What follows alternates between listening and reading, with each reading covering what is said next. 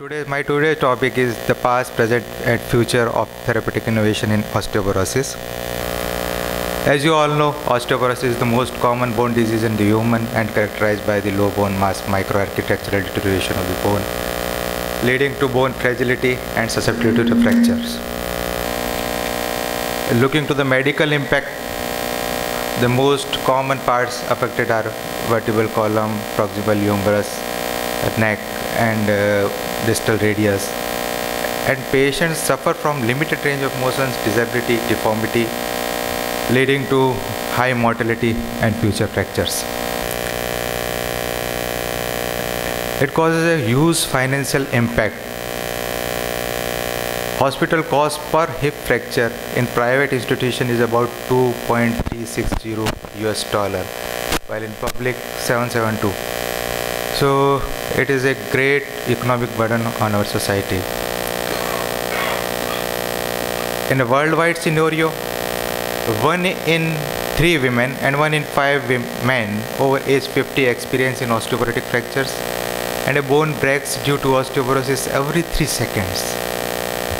And it is the second only to cardiovascular disease as a global healthcare problem.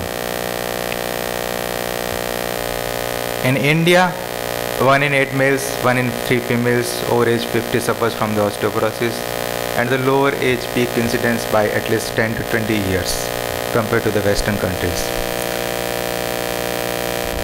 As life expectancy increases, the osteoporotic populations are on rise. Looking to the pathophysiology, it's a bone is in constant metabolic state, and there is a fine balancing between bone resorption and bone formation. In osteoporosis, there is more bone resorption, less bone formation, making it liable to fragility fractures. Looking into the causes of osteoporosis, lifestyle factors like alcohol, smoking, inadequate physical activity, low calcium intake, high salt intake, excessive thinness, excessive vitamin A, and immobilization. And many research has shown that our predators are having more vitamin D reserve than in present situation. And the causes of osteoporosis, as you all know, genetic diseases, hypogonadal endocrine disorders, GIT disorders, hematological disorders, rheumatologic autoimmune diseases, and Parkinsonian, COPD, CHFs, ESRD, or other drugs, many drugs, anticoagulants, PPIs. Looking into the diagnosis, history is the very important part. We can assess many clinical risk factors for osteoporotic related fractures. Physical examination, bone marrow density, bone mineral density assessment, vertebral imaging, and biochemical marker of the bone turnover are the main criteria. In physical examination, these two simple tests, that is the wall occiput test for occult thoracic vertebral fracture and rib pelvic distance test for occult lumbar vertebra, can easily diagnose the osteoporotic fracture, vertebral fractures.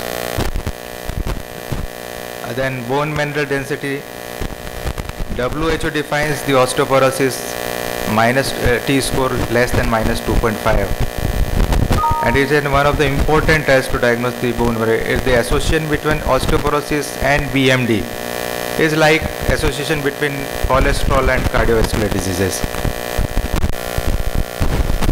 Indication of BMD testing, regardless of the clinical risk factors, women is 65, men age more than 70, with clinical risk factors for fracture, young post-menopausal women, women in menopausal transition, men age 50 to 59, 69, with clinical risk factors, adults who have fracture at or after age 50, and adults with conditions like rheumatoid arthritis taking medication like glucocorticoids associated with low bone motion and modulus. The commonest sites for bone marrow density: proximal humerus, vertebral, distal radius. And the BMD testing, importance of the T-score. T-score is the bone marrow this bone mineral density comparison with the normal adult human.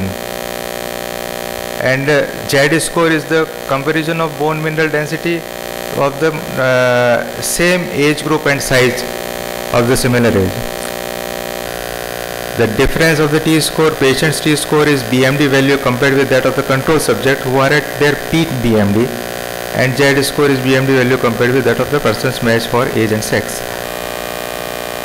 Then another important criteria of vertebral imaging, the simple lumbar and thoracic X-rays can identify the this occult vertebral fractures, and the presence of a single vertebral fracture increases the risks of subsequent fractures 5-fold and risk of hip and other fractures by 2 to 3 folds.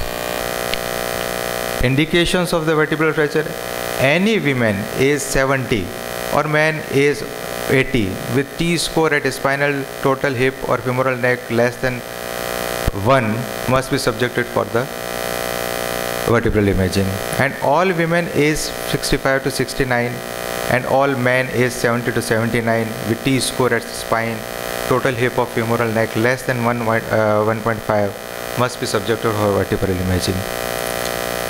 Postmenopausal women and men age 50 and older with specific risk factors like low trauma fractures during adulthood, historical height loss of 1.5 inches or more, prospective height loss of 0.8 inches or more, recent or ongoing long-term glucocorticoids treatment, they must be subjected for the vertebral imaging.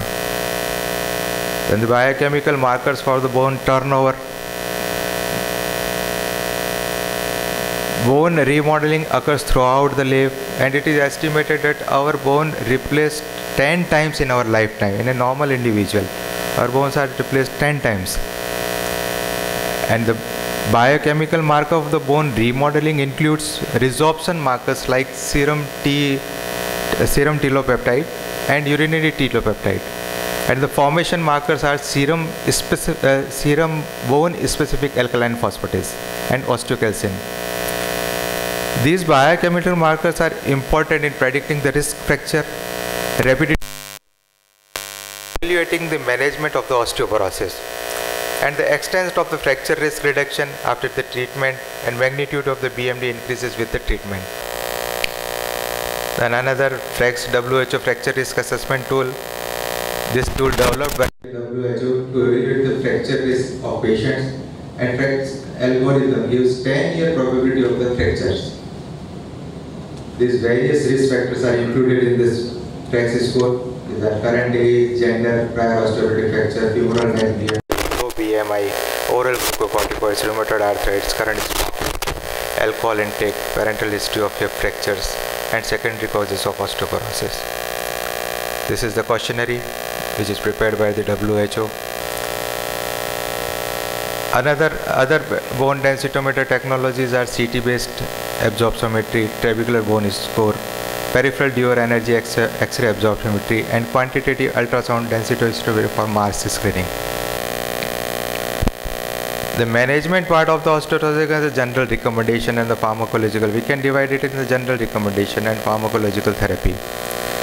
The general recommendation are adequate daily intake of the vitamin D and calcium. And the controlled clinical trials has shown that there is a reduced fracture risk with combination of the supplemental calcium and vitamin D.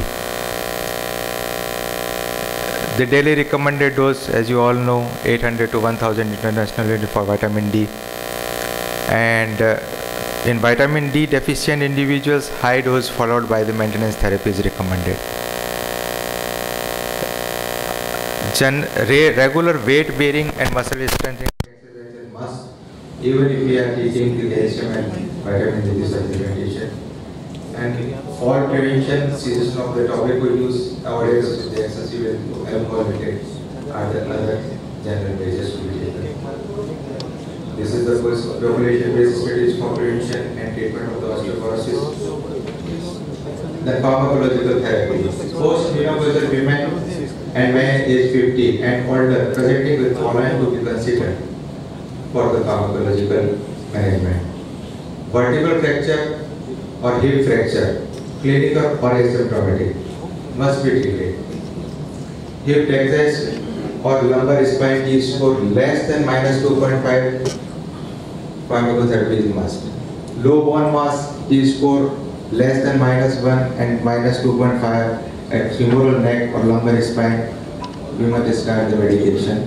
And 10-year probability of hip fracture more than 3% based on the FRAX algorithm, and 10-year probability of major osteoporosis related fracture more than 20% based on the FRAX algorithm. These are the various pharmacological agents: bisphosphonate, anti-resorptive medication and anabolic medications, bisphosphonate, calcitonin, estrogen agonist, antagonist, tissue selective estrogen complex, and parathyroid hormone.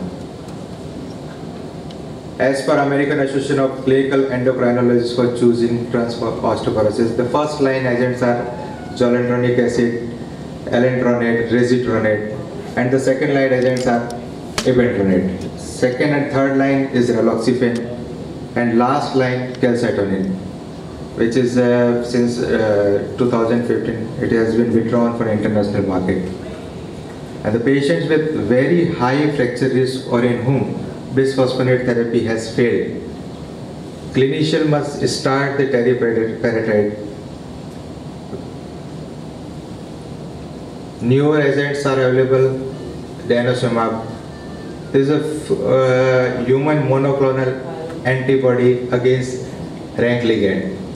It inhibits the osteoclast mediated bone resorption, and it significantly reduces the vertebral fracture by 68% and hip fracture by 40% and non-vertebral fracture by about 20% in a 3 years data. And gain in bone marrow density after 10 years of the therapy is in lumbar spine it is 21.7% and total hip is about 9.2%. This is the evidence-based clinical efficacy of medications, various,